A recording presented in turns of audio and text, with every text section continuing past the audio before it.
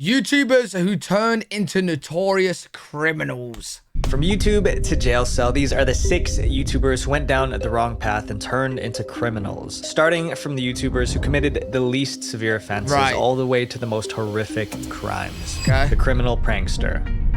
When it comes to pranks, YouTubers are willing to cross plenty of lines because crazy pranks pull crazy views, which of course brings in the money, and Vitali ZDTV is living proof of this. With over 10 million subscribers on YouTube, Vitali is one of the most notorious pranksters on the platform, best known for bending the rules and getting into problems with the authorities. Yo, bro, it's although getting arrested for playing an extreme prank is a pretty common thing on YouTube, Vitali takes it to a whole new level. Vitali had already faced 2 encounters with the police. One for Lewis want not to do video trading. Furic, I will not end up on this list, bro. Impersonating a cop, and the other for using a fake ID. Vitali would go on to get charged a couple more times for stunts on his YouTube channel. In 2014, he made headlines at the World Cup for streaking across the field. Then in 2016, he was charged for trying to climb up the Hollywood sign, which landed him in jail for a night plus $1,000 for a trespassing fine. And what might be one of his craziest stunts, Vitali climbed up one of the pyramids of Giza in January of 2020. He did this in an attempt to raise money for the Australian forest fires happening at the time, but although it was for a good cause, Vitali still had to spend 5 days in jail. But Vitali's most recent arrest may be the most intense yet. In April 2020, the YouTuber was arrested for a violent altercation with an unsuspecting jogger in Miami Beach. Vitali had allegedly jumped out of his car without warning or reason and tackled a woman. When police arrived on the scene, he was arrested and charged with a felony. Photos of the woman were posted online not long after, and the injuries were severe. When the police asked why he did it, his words were a bit slurred, and Vitali himself couldn't even come up with reason for his actions. He explained that he did it for no reason at all, and he knew he messed up. Wait. What's wrong with bro? I didn't know he did that. He just randomly got out of his car and tackled someone. It was everywhere. Yo, James. I must be living under a rock, mate. Yeah, that's not a prank, bro. Like, what? What is that? Oh, he's on shrooms. His mugshot was also posted online for everyone to see. Given Vitali's extensive criminal record and his past run-ins with the law, it's likely that this won't be his last incident, especially since his most recent video posted on November 4th, 2023 follows the same pattern. But while Vitali is no stranger to run-ins with the cops, there's another YouTuber who had a much more intense encounter, one that left her surrounded by the police. One woman versus the SWAT team.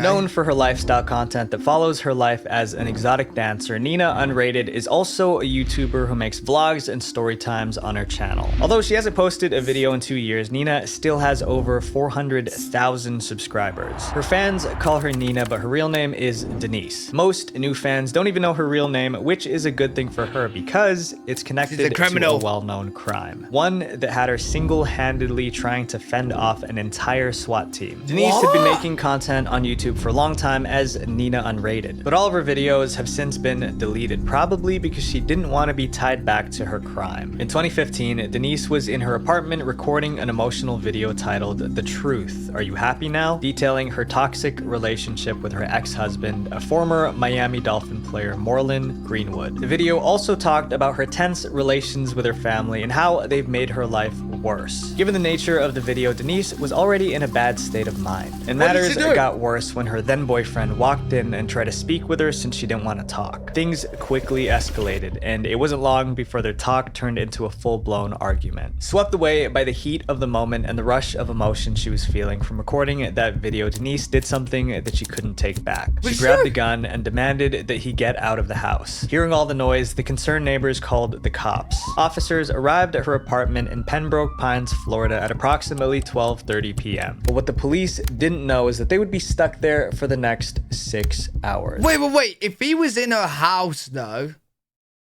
and she was trying to get him out, isn't that like under like self-defense kind of? Or not? Like, what if he wasn't leaving, whatever, and she felt like she was like trying to protect herself and try to get him out of her house? Do you know what I'm saying or not?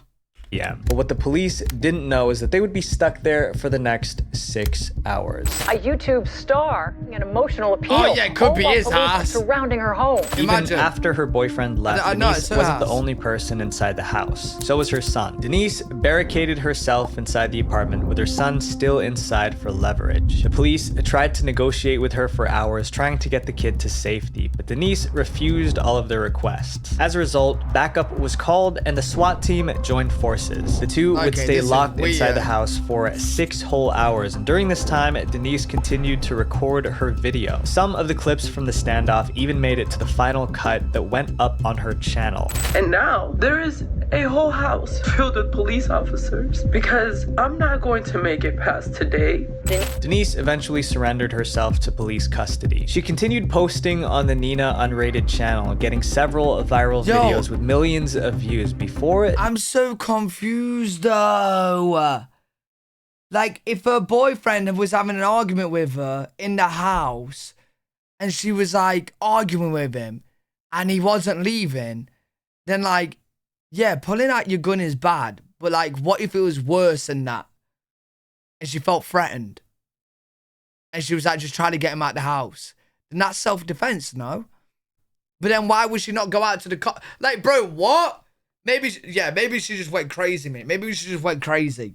Disappearing from the internet 2 years ago, and whether or not she'll return, no one knows. But at least Nina made a name for herself before disappearing from social media. Other aspiring content creators like this next one don't end up making it very far, even after their best and most dangerous efforts. The stunt gone wrong. It's crazy how a single event can change a YouTuber's life. And with today's sponsor, War Thunder, every decision can impact 5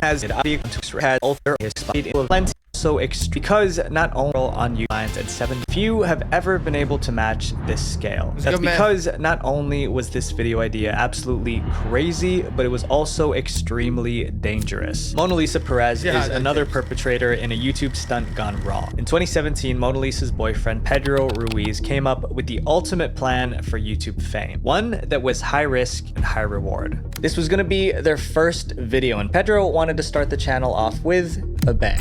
He came up with the idea of having Mona Lisa discharge a firearm at a book that he would be holding in front of his chest, under the theory that the book would stop the bullet. Although the idea was dangerous, it was one of a kind, and Pedro seemed confident in the book's ability to protect his life. The couple tested their theory with a bunch of different books, and based on these trials, it seemed like the books were able to block the impact. So the two decided it was safe to move on to the real thing, but unfortunately, they would be wrong. Even after their successful trials, the result of the actual shot would be fatal. Mona Lisa, who was just 19 at the time, was 7 months pregnant with Pedro's second child. She claimed that she begged him not to go through with the idea, knowing that it could have ended up with this sort of outcome. After the video was released and taken down soon after, the Minnesota Department of Public Safety revealed a transcript of a conversation between Mona Lisa and Pedro. It seemed clear that Mona Lisa did not want to go through with it, but Pedro insisted. Babe, I'm not doing this. I can't. As long as you hit the book, you'll be fine. According to Pedro's aunt, Pedro was the mastermind behind the idea. She even tried to stop him from doing it, but he wouldn't budge. And when she asked him why he would even want to do such a thing, Pedro said, because we want more viewers. We want to get famous. How do you crave fame that much that you will literally have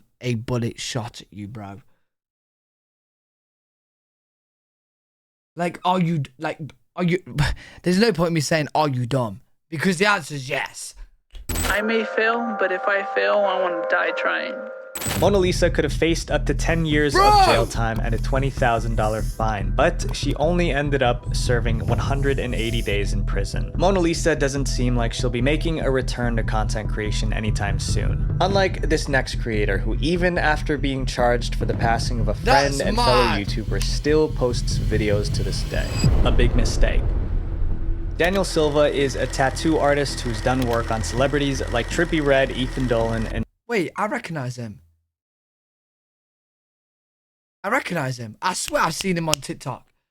I swear I recognize him. Jalen Ramsey. He was also a participant in the 10th season of the tattooing reality TV competition Ink Master, where he placed 7th in the finale. But at the time, Daniel wasn't best known for his work, but rather his crime. In 2020, the world was shocked and devastated to find out about the passing of beloved social media star Corey LeBerry. He was a vlogger who had been uploading videos on YouTube since 2016 and collaborated with popular YouTubers like David Dobrik. On May 10th, 2020, his 25th birthday, Corey was out celebrating for the occasion. He'd gotten way too intoxicated and decided to look for a designated driver to drive him home that night. So he turned to his friend Daniel Silva, who was capitalizing off of his newfound fame as an expert tattoo artist. He wanted to expand his content by also making videos on YouTube and currently has over 900,000 subscribers. At the time of Corey's birthday, Daniel was also under the influence and wasn't fit to drive. Yet, he still agreed, and Corey gave him the keys to his car so that he could take them both home. But sadly for Corey, he made the wrong choice. The life of a YouTube reality star cut short, killed on his 25th birthday in a violent high-speed crash. The two got into Corey's 2020 McLaren 600 LT and began the drive. But at around 9:40 p.m., Daniel lost control of the vehicle shortly after, sending it flying off the road. Daniel made it. Corey didn't. After the crash, Daniel attempted to evade police capture, trying to flee the scene, but was stopped by a passerby who tried to help out. When the police arrived, he was taken into custody and was held on a $200,000 bond. In July of 2020, Daniel was charged with murder, and he and his legal team— Wait, no, bro. No. Bro, listen. I've been looking for new tattoos, bro, so I keep getting tattoo things on my TikTok. He comes up all the time. Like, he's still posting today. So he's out. There's no way he's in prison right now. Daniel was charged with murder, and he and his legal team were hard at work to get that changed. His original sentence was up to 4 years in state prison. But a month later, this was reduced, and the tattoo artist was sentenced to 365 days in a county jail, along with 250 hours of community service. Yeah, following. Yeah, I'm following. Yeah, bro, I see him all the time. I didn't know he's a criminal. Yeah, posted 3 days ago. Yeah, I see his stuff all the time. Bro, his tattoos are sick, though. His tattoos are insane. 5 days in a county jail, along with 250 hours of community service and 5 years of probation. It was later revealed that it was Corey's family that asked for these charges to be reduced. Oh, really? A few months later, Daniel broke his silence regarding the entire incident, issuing a formal apology to Corey's fans, family, and loved ones. I want to start off by saying how sorry I am for all the pain that everybody's going through. I'm sorry to Corey. I'm sorry to Corey's friends and family, and I'm really sorry to Corey's fans. As of March 2023, Daniel has returned to YouTube and uploads consistently. Daniel isn't hurting anyone anymore with his videos, but for other YouTubers, I cannot say the same. But while Daniel may wield a tattoo gun, Mr. Anime uses the real version. Dark fantasies brought to life. The anime community on YouTube has grown to be one of the biggest and most engaged on the platform. But back in the early days of the site, it wasn't always like that. One of the pioneers of this niche was a YouTuber by the name of Mr. Anime, or Trey Eric Sessler. Having joined back in 2006, Trey was considered one of the more popular content creators with over 1 million views on the channel, which was way more impressive back then. Before he pivoted his channel toward anime, he'd been known as Lens Caps Productions, and he would post content about his love for film and cinematography and even upload skits. But his channel started taking off when he began posting anime reviews. This being the first episode and review, I kind of wanted to start kind of strong and get this one out of the way. So that's right, I'm probably doing an Iyasha. He was one of the first ever creators to do anime reviews authentically on YouTube, and many people credit him with helping to kickstart that genre of video. But anime wasn't his only passion. It soon became obvious to viewers that Trey had other interests: firearms. As time went on, his new interests became a collection and would make more and more appearances on his channel. Throughout the years, Trey kept up with the anime uploads, but would diversify his content a bit by implementing combat set-themed skits. At one point, he was even posting demonstration videos of his profound collection, telling his audience about each one's pros, cons, features, and major selling points. It became obvious to anyone watching that this wasn't just a casual hobby for him. His enthusiasm for this arsenal soon became a bit concerning as he started making rant videos talking about real-world incidents that involved them. His first rant came in 2009, which talked about Trey's stance on certain world events. But at this point, he hadn't been showing any red flags in terms of his interest. And in the rant, he specifically condemned those who use them recklessly, which reassured his viewers. From 2010 to 2012, Trey's collection would make more and more appearances on his channel, but nothing seemed to be cause for concern yet, because in his rant, Trey had openly said that he was against the misuse of them, so no one seemed to think that his opinions would change. But as time went on, it was obvious that Trey was developing other interests, ones that were dark and disturbing. Although many of his past anime reviews had been shows with dark themes, Trey had now started becoming fascinated with these themes in real life. He would research actual criminals, looking into their stories, their crimes, and their motivations, which sent him to a point of no return. His behavior started to change both on and off camera. Neighbors reported seeing him running around the neighborhood at night, firing off at empty buildings and businesses. Trey had begun taking on too much of a personal interest in the criminals he read about. He would spend hours studying what they did to take inspiration from their actions to devise his evil plan. Wait, so him just like looking into actual criminals deeply is literally turning him into being one.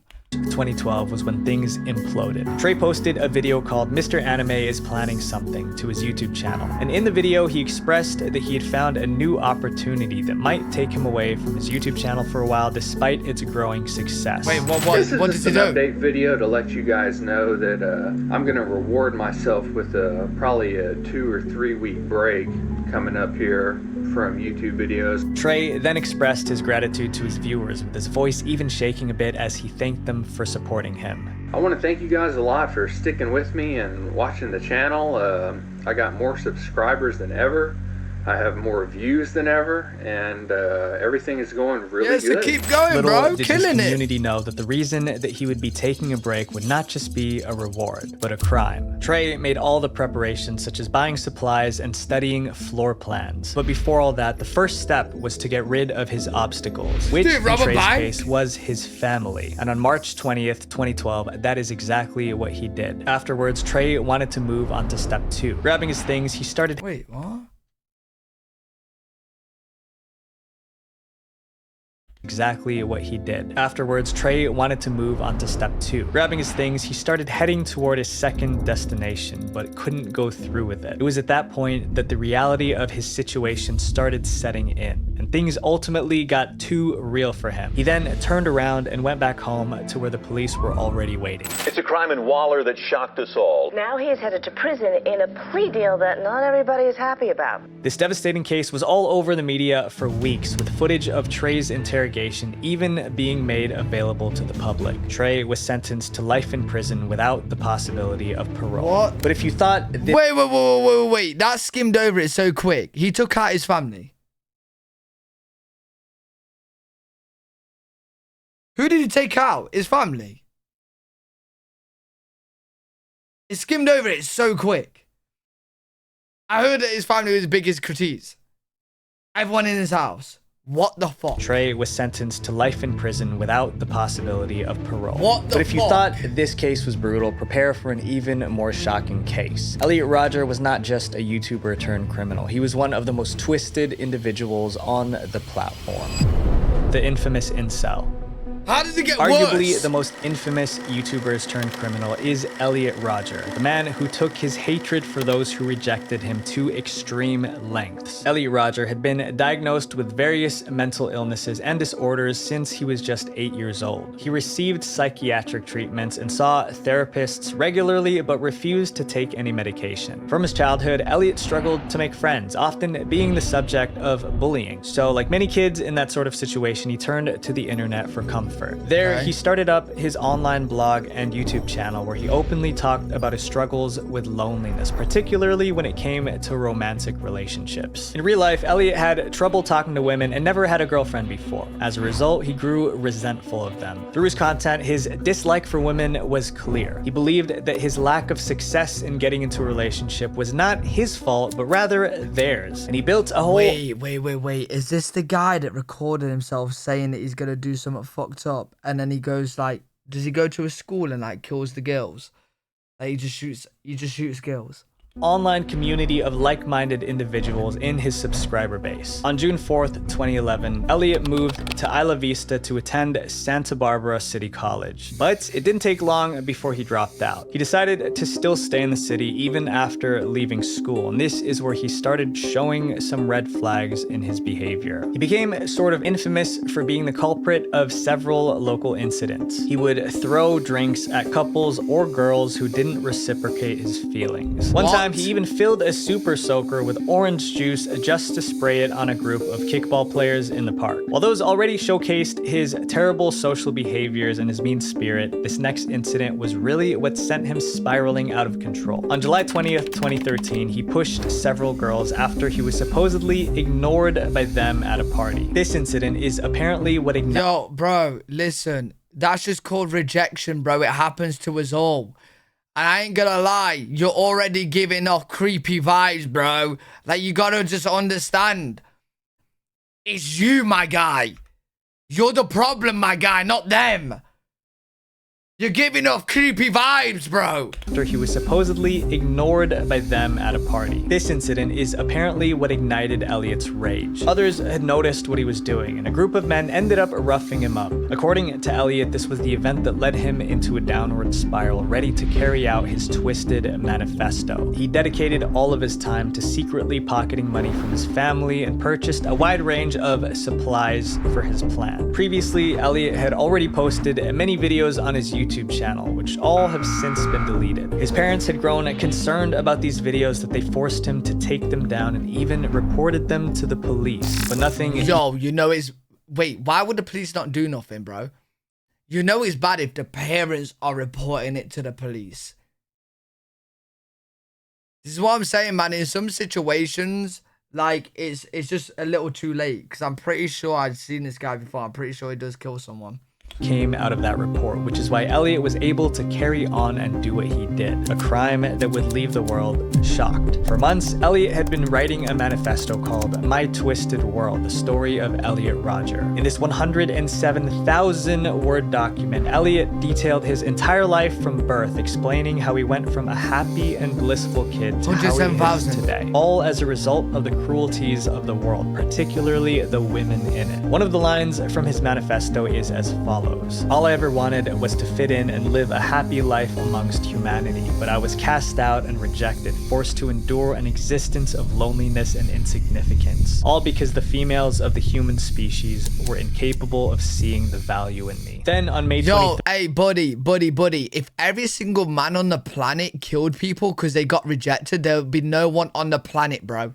There'd be no one left. There'll be no one left. No one, bro. What? You go mental because you got rejected at school from girls. We all did.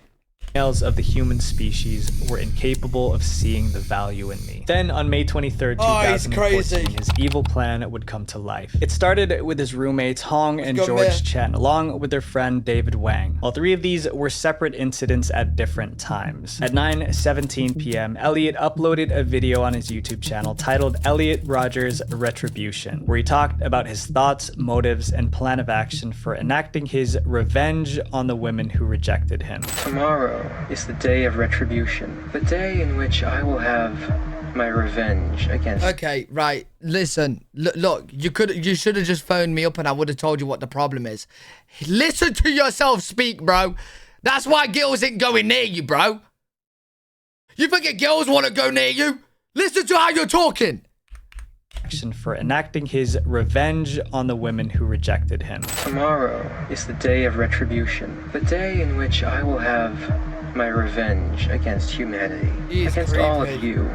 One of the final steps of his plan was to share his manifesto with the world. So Elliot emailed the document to 34 people, like his family members, his therapist, former teachers, and childhood friends. Once his manifesto and his last video were out into the world, he went to the Alpha Phi sorority house on the Santa Barbara campus. But when his knocks at the door went unanswered, he turned to the members of the Delta Delta Delta sorority nearby. After this, Elliot got back in his car so that he could continue this mission while on the move. Police, upon several 911 calls, arrived at the area and were on active lookout. And 4 officers even ran into him but let him go because they didn't suspect that he was the culprit, which turned out to be a fatal mistake. Elliot would continue his plan, getting into 2 encounters with the police. Near the tail end of the chase, the YouTuber would crash into a bicyclist, making it hard to run. So that's when Elliot ended the chase on his own terms. He was just 22 years old. Exploring the downfall of these YouTubers teaches us a vital lesson. Internet fame is... Well, oh, wait, did he not kill anyone? Wait, I thought he killed someone. Oh, he killed himself. I thought he killed people. Do you reckon he was trying to that night? Do you reckon he was trying to? I'm confused. He was going to. And he knew the police knew.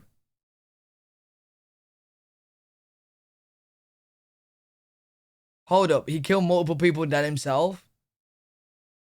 Okay, okay, chat's unsure. Does anyone know for certain? Like, did he kill people or did he not kill people? Oh, no one opened a door for him. He did kill people.